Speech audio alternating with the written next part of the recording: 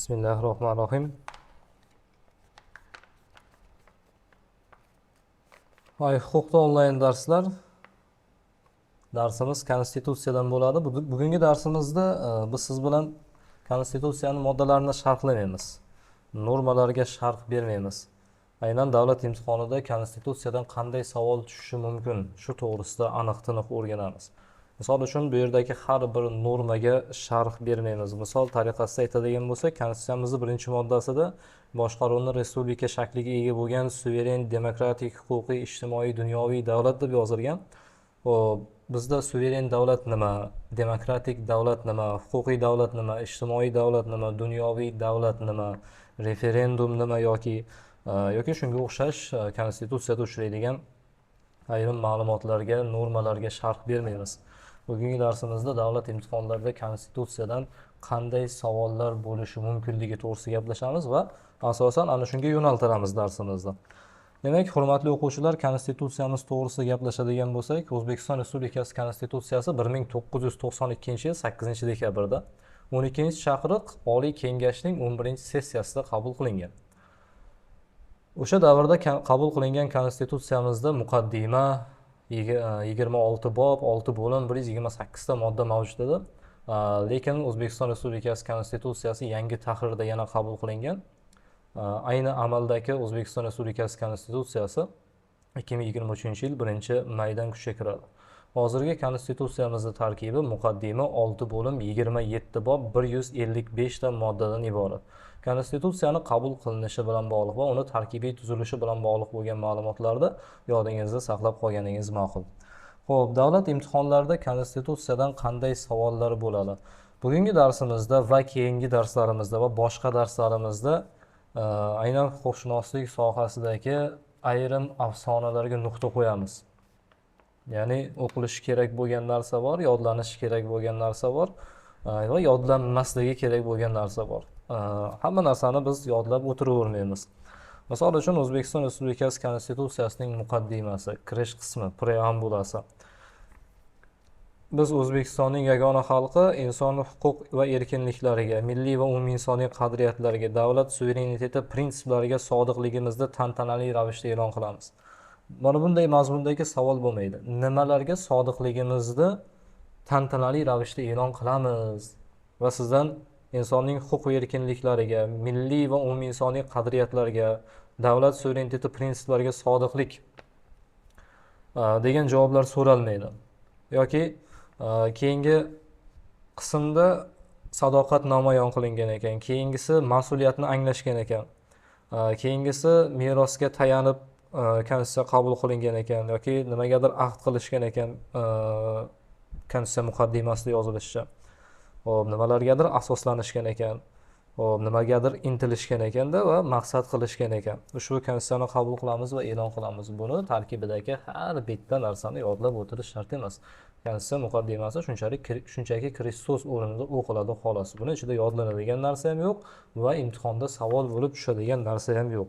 Xo'p, konstitutsiyani tarkibiy tuzilishi muhim, muqaddimadan boshlanar ekan O'zbekiston Respublikasi Konstitutsiyasi.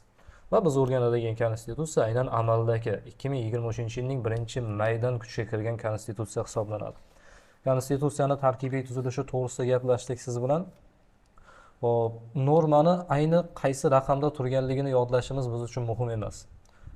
Davlat tili to'g'risida nechinchi moddada yozilgan? Poytaxt nechinchi moddada yozilgan? Xo'p, referendum o'tkazish yoki hokimiyatning bo'linish prinsipi nechinchi moddada yozilgan? Xo'p, nechinchi moddada yozilgan degan afsonani unutasiz. Ya'ni shart emas, bizga aynan konstitutsiyaning qaysidir normasi, qaysidir modda raqamida turganligini yodlashimiz biz uchun shart emas. Sababi nimada? Sababini sizga aytadigan bo'lsam, xo'p, Toshkent shahri O'zbekiston poytaxti 6-moddada. Xo'p, 5-moddada yozilganda Toshkent shahri poytaxt bo'lmasmidi? Yoki davlat tili o'zbek tilidir 4-modda. Agarda bu 155-moddada yozilganida o'zbek tili davlat tili bo'lmasmidi? Ya'ni moddani raqamni joylashganligini umuman deylik ahamiyati yo'q. Shuning uchun imtihonlarda ham modda raqamlaridan savol tushishi kuzatilmaydi, xudo xohlasa. Shuning uchun demak konstitutsiyadan qanday savol tushishi mumkin? Konstitutsiyadan asosan deylik huquqlarga oid savollar bo'lishligi mumkin va yoki aynan 5-bo'limda davlat hokimiyatining tashkil etilishi bo'limidan deylik Oliy Majlisi Prezidenti, Vazirlar Mahkamasining vakolatlari yoki qaysidir lavozimdagi shaxslarda o'zini lavozimiga kelish tartibi to'g'risidagi savollar berilishligi mumkin. Xo'p, ungachachi birinchi bo'lim, ikkinchi bo'lim, uchinchi bo'lim, to'rtinchi bo'lim, shu bo'limlardan qanday savollar bo'lishi mumkin? Shu to'g'risida siz bilan gaplashib chiqamiz. Bitta video darsda, Xudo xolasa, butun O'zbekiston Respublikasi Konstitutsiyasidan imtihonlarda qanday savollar bo'lishligi haqida gaplashamiz. Xo'p, Konstitutsiyani tarkibiy tuzilishi muhim ekanligini oldinroq ta'kidladik. Biz uchun muhim va 6 bo'lim 27 bob mavjud deb aytdik. Ana shundagi bo'limlarning nomi va uni tarkibiga kiradigan boblar va moddalari biz uchun muhim, hamda boblarning nomlari va uni tarkibiga kiradigan moddalar biz uchun muhim. Shunday ekan, e'tibor qaratasiz. Aynan nima uchun muhim? Imtihonda deylik 7-bobda qaysi moddalar bor yoki 3-bo'limda qaysi boblarni va qaysi moddalarni o'z ichiga oladi degan savollar bo'lishi mumkinmi deb so'rasangiz, unaqa savollar bo'lishi ehtimoldan yiroq. Ya'niki 7-bob nechinchi moddalardan iborat degan mazmundagi savol bo'lishi ehtimoldan juda ham yiroq. Xo'p, lekin deylik Konstitutsiyani yaxshiroq bilish maqsadida deylik yoki umuman olganda fuqarolik burchimiz sifatida bilib qo'ysak zarar qilmaydi, lekin savol tushishiga unchalik ham ishonchimiz komil emas. Xo'p, demak, birinchi bo'lim e'tibor qaratasiz. O'zbekiston Respublikasi Konstitutsiyasi muqaddima, birinchi tarkibiy tuzilishda muqaddima bor edi va bizdagi birinchi bo'limga to'xtaladigan bo'lsak, birinchi bo'limning nomi nima deb nomlanadi? Asosiy prinsiplar. Asosiy prinsiplar bo'limi. Birinchi bo'lim asosiy prinsiplar bo'limi. Asosiy prinsiplar bo'limi.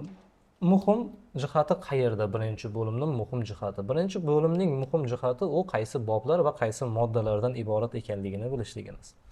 Xo'p, deylik, birinchi bo'lim asosiy prinsiplar bo'limi, xo'p, 4 ta bobdan iborat. Birinchi bobi, ikkinchi bob,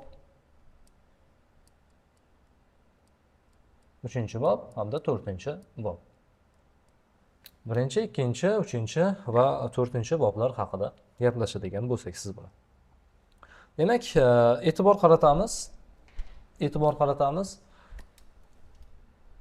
Birinchi bo'lim 4 ta bobdan iborat ekan. Bugungi darsimizda, aynan mana shu video darsda biz birinchi bo'lim haqida, Konstitutsiyamizdan keyingi video darsida ikkinchi bo'lim haqida bo'ladi va shu tariqa bo'linib ketaveradi. Aynan siz ko'rib turgan video darsda faqat 4 ta bobni o'rganamiz xolos. Birinchi bob, e'tibor qaratasiz, nima deb nomlanar ekan? Birinchi bob, deylik, davlat suvereniteti. Davlat suvereniteti bobi.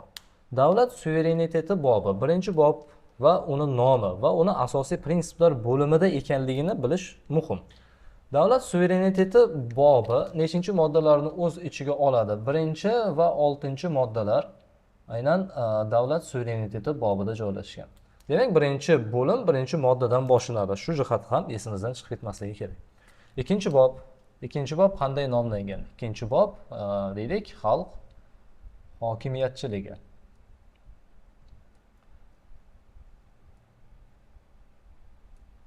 Xalq hokimiyatchiligi bobi.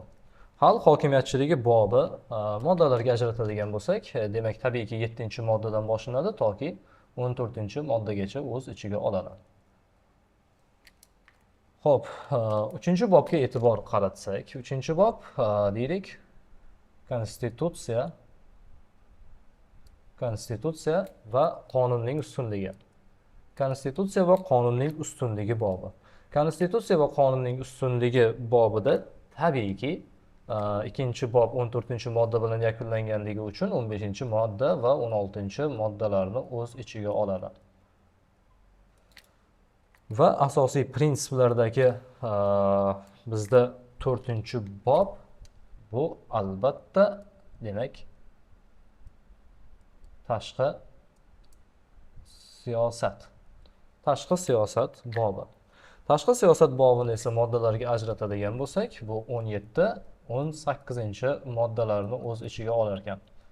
17-18 moddalar. Shu o'rinda bizga endi ma'lum bo'ldiki, asosiy prinsiplar bo'limida 4 ta birinchi, ikkinchi, uchinchi va 4-chi boblar mavjud ekan. Va birinchi bo'lim qaysi moddalardan iborat deyilsa, birinchi bo'lim o'zidan birinchi 18-chi moddalardan iborat ekanligi ko'rinib turadi. Xo'p, endi savol qanday bo'lishi mumkin? Quyida berilganlardan qaysilari O'zbekiston Respublikasi Konstitutsiyasining birinchi bo'limiga oid? 4 punktlik savol. Birinchi punktda demak davlat suvereniteti, ikkinchi punktda xalq hokimiyatchiligi, uchinchi punktda umumiy qoidalar, 4-chi punktda esa shaxsiy huquq va erkinliklar.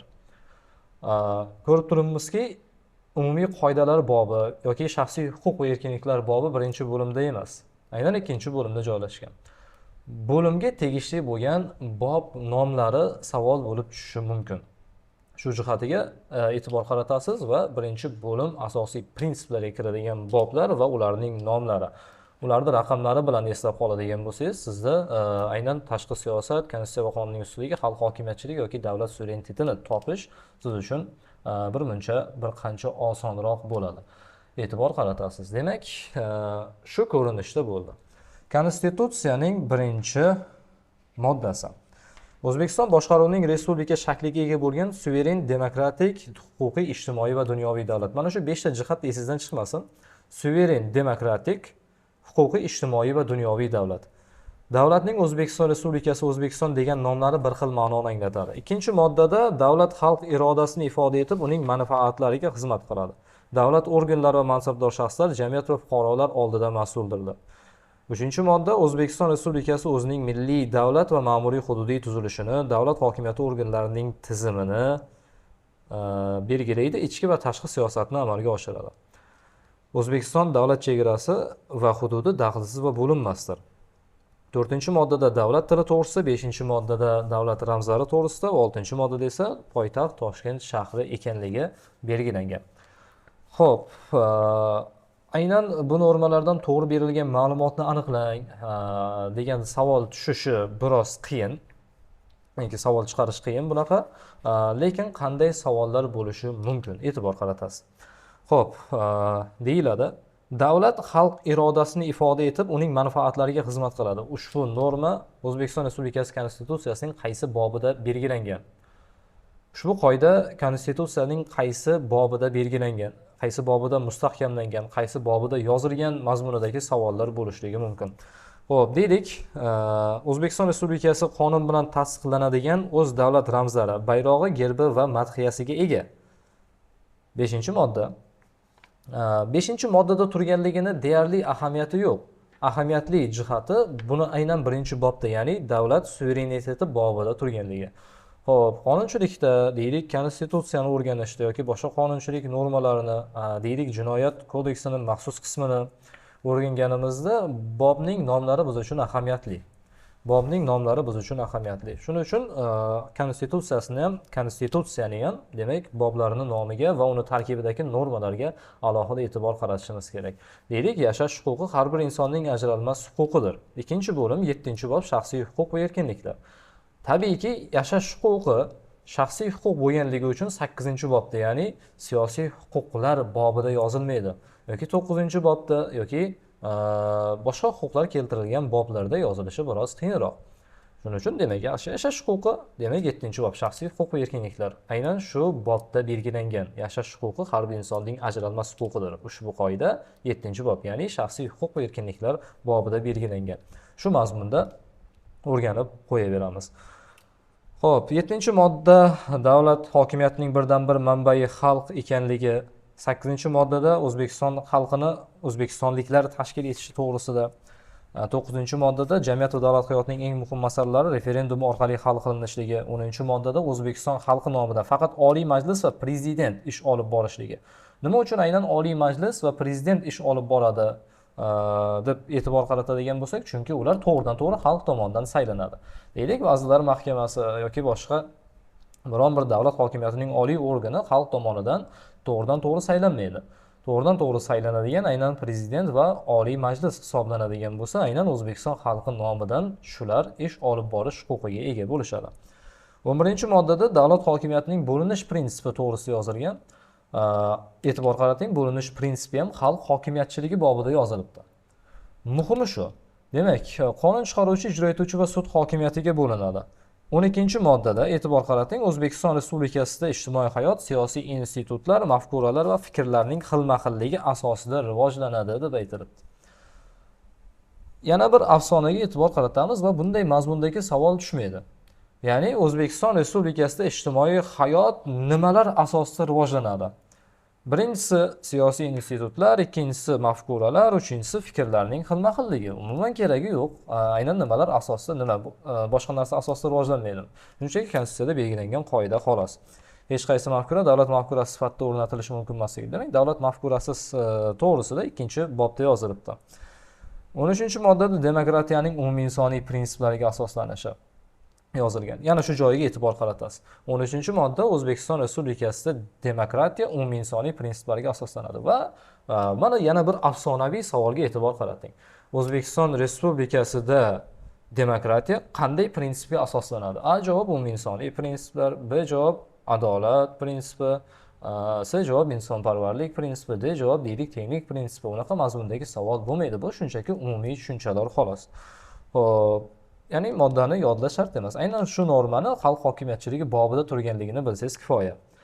Demokratik huquq va erkinliklar Konstitutsiya va qonunlar bilan himoya qilinishligi to'g'risida ham xalq hokimiyatchiligi bobida yozilibdi. Demak, demokratiya, xalq hokimiyati bilasiz, ko'pincha 2-bobda shunday normalar mavjudligini ko'rishingiz mumkin.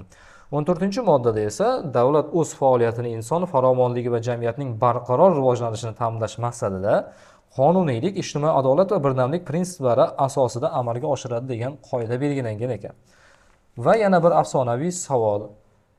Diqqat, eshiting, savolda davlat o'z faoliyatini inson farovonligini va jamiyatning barqaror rivojlanishini ta'minlash maqsadida qaysi prinsiplar asosida amalga oshiradi? Ana savol. Siz savollarda deylik javoblar orasida 3 prinsipni belgilashingiz kerak. Qonuniylik, ijtimoiy adolat va birdamlik. Endi tasavvur qiling, bir huquqshunos sifatida nahot boshqa prinsiplar, deylik tenglik prinsipi yoki demokratizm prinsipi yoki adolat prinsipi asosida amalga oshirmas ekan davlat o'zini faoliyatini. Bu prinsiplar bilan ham amalga oshiradi-ya. Deylik, mana shu yerdagi qonuniylik, ijtimoiy adolat va birdamlik degan prinsiplarni yodlab qolishingiz shart emas va ertaga sizga 14-moddadan qaysi prinsiplar asosida rivojlanadi degan savol berilmaydi. Bilishingiz kerak bo'lgan narsa nima ekan? Demak, aynan 14-moddada yozilgan mana shu norma xalq hokimiyatchiligi bobida belgilangan xolos. Tushunarli ham?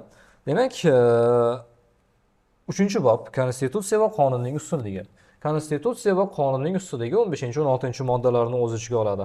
Konstitutsiyaning ustunligi so'zsiz tan olinadi, oliy yuridik kuchga ega, to'g'ridan-to'g'ri amal qiladi, yagona huquqiy makonning asosini tashkil qiladi va shu bo'limda ta'kidlab o'tishimiz kerakki, O'zbekiston Respublikasining qonunchilik tizimida xalqaro shartnomalar ham muhim o'rin tutishi belgilangan.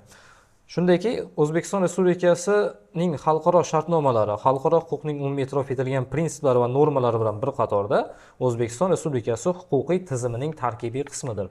Demak, biz konstitutsiya, qonunlar, kodekslar yoki boshqa shunga o'xshagan normativ huquqiy hujjatlar asosida huquqimizni belgilaydigan bo'lsak, shularning qatorida aynan xalqaro shartnomalar ham mavjud ekanligi aynan 3-bobda Konstitutsiya va qonunning ustunligi bobida mustahkamlangan ekan.